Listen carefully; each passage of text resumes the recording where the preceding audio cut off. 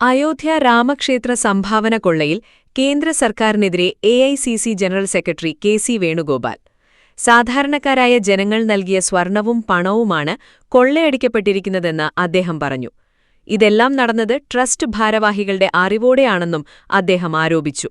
ഗുരുവായൂരിൽ മാധ്യമപ്രവർത്തകരോട് സംസാരിക്കുകയായിരുന്നു അദ്ദേഹം. ഇന്ന് ഇന്ത്യ രാജ്യം ഏറ്റവും കൂടുതൽ ചർച്ച ചെയ്യപ്പെടുന്നതുമായ വിഷയമാണ് രാമക്ഷേത്രത്തിലെ സംഭാവന കൊള്ള. ഇന്ത്യ കണ്ട ഏറ്റവും വലിയ ക്ഷേത്രക്കൊള്ളയായിട്ടിത് മാറിയിരിക്കുകയാണ്. നമുക്കെല്ലാവർക്കും അറിയാം, കഴിഞ്ഞ 10-25 വർഷക്കാലമായിട്ട് ഈ രാമക്ഷേത്രത്തിന് വേണ്ടി നേരിട്ട് വിശ്വഹിന്ദു പരിഷത്തും RSSും അടക്കമുള്ള സംഘപരിവാർ സംഘടനകൾ അവർ ജനങ്ങളിൽ നിന്ന് പിരിവ് നടത്തി മറ്റെല്ലാ ഭക്തജനങ്ങളും വിശ്വാസം അർപ്പിച്ച ഒരു ക്ഷേത്രമാണ് രാമക്ഷേത്രം. ആ കാണിക്കയിലിട്ടിരിക്കുന്ന സംഭാവനകളാണ് ഇപ്പം കൊള്ളയടിച്ചിരിക്കുന്നത്. നമ്മൾ മനസ്സിലാക്കുന്ന സാധാരണക്കാരായ ഭക്തജനങ്ങൾ, നമ്മുടെ കേരളത്തിലടക്കമുള്ള ഭക്തജനങ്ങൾ അവരുടെ പാവപ്പെട്ടവരുടെ ഭാഗമായിട്ട് അവർ സംഭരിച്ച പണത്തിൻ്റെ ഒരു ചെറിയ ഭാഗം അമ്പലത്തിലേക്ക് നൽകിയതാണ് ഇപ്പോൾ കൊള്ളയടിക്കപ്പെട്ടിരിക്കുന്നത്. സ്വർണവും കൊള്ളയടിക്കപ്പെട്ടു, പണവും കൊള്ളയടിക്കപ്പെട്ടു. ഇതാരാ ചെയ്തത്? കഴിഞ്ഞ 4-5 മാസക്കാലത്തെ അവിടെ നടന്നിരുന്ന സംഭവങ്ങൾ പ്രത്യേകിച്ച് എടുത്ത് പരിശോധിച്ച് നോക്കിയാൽ ഇതെല്ലാം ട്രസ്റ്റ് ഭാരവാഹികളുടെ അറിവോട് കൂടിയിട്ടാണ് എന്നുള്ളത് വ്യക്തമാക്കുന്നതാണ്. CCTV ഫുട്ടേജ് അത് നീക്കം ചെയ്യപ്പെട്ടു. അവിടുത്തെ സെക്യൂരിറ്റി വിഭാഗം തലവന് മുന്നറിയിപ്പ് നൽകി ഇവിടെ മോഷണത്തിനുള്ള എല്ലാ സാധ്യതകളും ഇപ്പോൾ തുറന്നിട്ടിരിക്കുകയാണ്, സുരക്ഷ ഇല്ലയെന്ന്. ഇതൊന്നെല്ലാം അവഗണിച്ചുകൊണ്ട് ഈ കൊള്ള നടത്താൻ അനുവാദം കൊടുക്കുകയും അതിന് എല്ലാവിധ പ്രേരണ ശക്തിയുമായത് അവിടുത്തെ ട്രസ്റ്റ് ഭാരവാഹികൾ തന്നെയാണ്. ആരാണ് ട്രസ്റ്റ് ഭാരവാഹികൾ? ഇന്ത്യൻ പ്രധാനമന്ത്രി നേരിട്ട് മേൽനോട്ടം വഹിച്ച് നിയമിച്ചിട്ടുള്ള ആളുകളാണ് ട്രസ്റ്റിൻ്റെ ഭാരവാഹികൾ. കേന്ദ്ര ഗവൺമെൻറ്റാണ് നിയമിച്ചിരിക്കുന്നവരെ. സുപ്രീം കോടതി മേൽനോട്ടത്തിലുള്ള കേന്ദ്ര ഗവൺമെൻറ്റാണ് സ്ഥലം അവിടെ കൊടുത്തിരിക്കുന്നത്. ഇത്രയും വലിയ കൊള്ള നടന്നിട്ടും പ്രധാനമന്ത്രി മൗനമാണ്, ഒരക്ഷരം വേണ്ടിയിട്ടില്ല.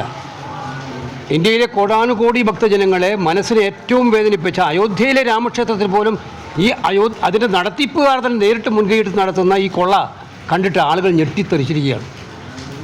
പ്രൈം മിനിസ്റ്റർക്ക് മിണ്ടാട്ടമില്ല, ഒരക്ഷരം മിണ്ടുന്നില്ല, ഹോം മിനിസ്റ്റർ മിണ്ടുന്നില്ല. അവിടെ ഒരു SIT അന്വേഷണം ഏർപ്പെടുത്തിയിട്ടുണ്ട്. ആ SIT എന്ന് പറഞ്ഞാൽ പാവപ്പെട്ട കുറേ ജീവനക്കാരെ അവർ കുറ്റം ചെയ്തിട്ടുണ്ടെങ്കിൽ അവർ ശിക്ഷിക്കണം. ഞാൻ പറഞ്ഞു, അവരെ മാത്രമാണോ ഈ കുറ്റം? അവർ വിചാരിച്ചാൽ മാത്രമേ ഈ കുറ്റം നടത്താൻ പറ്റുമോ? VHP അതിൻ്റെ ട്രസ്റ്റിൻ്റെ ജനറൽ സെക്രട്ടറി രാജിവെച്ചു. VHP നേതാവ് ട്രസ്റ്റ് രാജിവെച്ചു. അപ്പോൾ അതിൻ്റെ അർത്ഥം എന്താണ്? ഇതിൻ്റെ ഉത്തരവാദിത്വം ട്രസ്റ്റിന് തന്നെയാണ് പൂർണ്ണമായിട്ടും. ആ ട്രസ്റ്റ് ഇതുവരെ പിരിച്ചുവിടപ്പെട്ടിട്ടില്ല. ആ ട്രസ്റ്റ് മിനുക്കുപണികൾ നടത്തി മുന്നോട്ട് പോവുകയാണ്. കുറ്റവാളികളെ സംരക്ഷിക്കാൻ വേണ്ടിയിട്ടുള്ള എല്ലാ ഒത്താശകളും ചെയ്തു കൊടുക്കുന്ന ഏർപ്പാടിലാണ് കേന്ദ്ര സർക്കാരുള്ളത്, സംസ്ഥാന സർക്കാരും അതുപോലെ തന്നെ.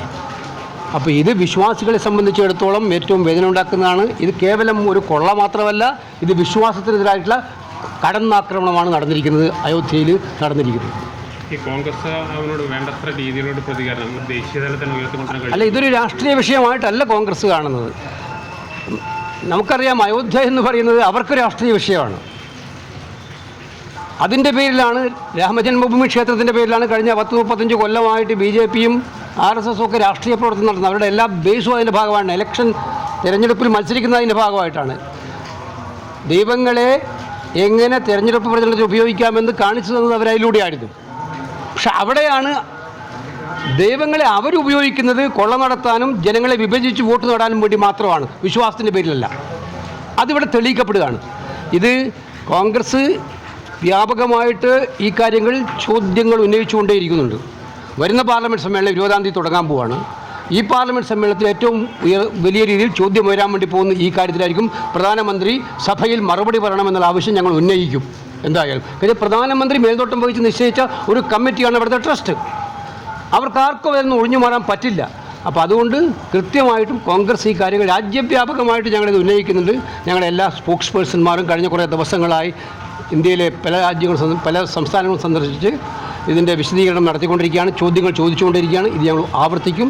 ജനങ്ങളുടെ മനസ്സിനകത്തുള്ള ഈ വലിയ പുകമറ മാറ്റാൻ അടിയന്തരമായ നടപടികൾ സ്വീകരിക്കണം എന്നുള്ള കാര്യത്തിൽ സംശയമില്ല. സുപ്രീം കോടതി മോണിറ്റർ ചെയ്യുന്ന ഒരു അന്വേഷണം കൊണ്ട് മാത്രമേ യഥാർത്ഥ കുറ്റവാളികൾ ഇതിനകത്ത് നിയമത്തിൻ്റെ പരിധിയിൽ വരൂ. അതുകൊണ്ട് ഗവൺമെൻറ് എന്തുകൊണ്ടാണ് മടിക്കുന്നത്? ഗവൺമെൻറ്റിനൊന്നും മറച്ചു വെക്കാനില്ലെങ്കിൽ സുപ്രീം കോടതി ഒരു ജുഡീഷ്യൽ സൂപ്പർവിഷനല്ല, ഒരു എൻക്വയറി കമ്മീഷൻ എന്തുകൊണ്ട് നടത്തുന്നില്ല? അവർ ഉത്തർപ്രദേശിലെ SIT വിട്ടുകൊടുത്തിരിക്കുകയാണ്. അപ്പോൾ അതിൽ നിന്ന് തന്നെ അവർക്ക് പലരെയും രക്ഷിക്കാനുണ്ട് എന്നുള്ളതിന് തെളിവാണത്.